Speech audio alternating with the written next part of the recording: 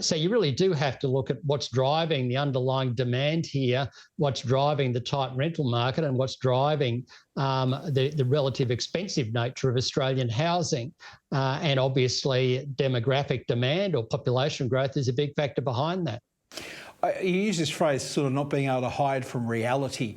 I actually wonder in many respects, and you've been around for long enough to have seen all of this, if government didn't know almost that its plans had got away from itself, because you had one hand very loudly talking about the need for housing. We had the Albanese plan where they're going to borrow money and stick it in a bank account and use the interest on the bank account to pay for extra homes, and this incredible commitment to building a ridiculous number of homes, which I don't think we ever had the ability to do.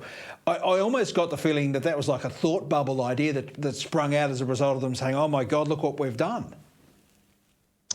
Yeah, look, I think they went into the election last year with a commitment to do something about housing affordability.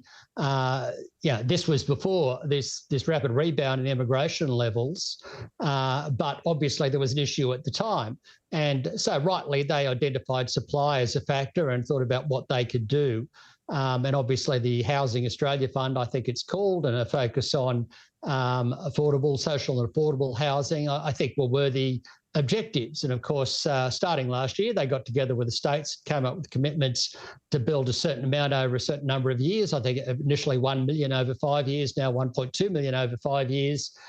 So that is the sort of thing you need to do. You need to recognise there's a supply issue here. You need to start supplying more homes. But if at the same time you're ramping up the level of natural demand, the number of households in Australia is getting ramped up by higher than normal immigration levels, then to some degree you're chasing your tail.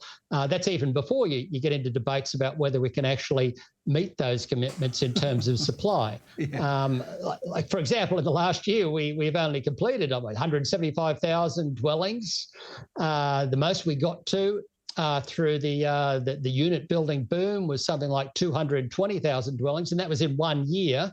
And over the last 5 years, we've been below 200,000 dwellings. And of course, the government wants to build 240,000 dwellings. So there's big challenges on that front.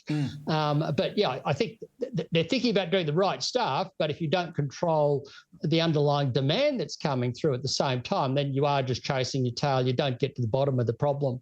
Yeah, kind of a homemade problem, this one.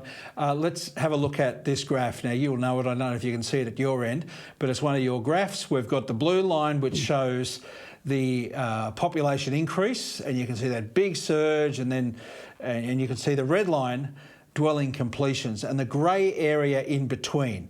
So without us getting into kind of I respectfully say this, a boring economic analysis of it, just explain to me what that grey area in between is. What is that in reality?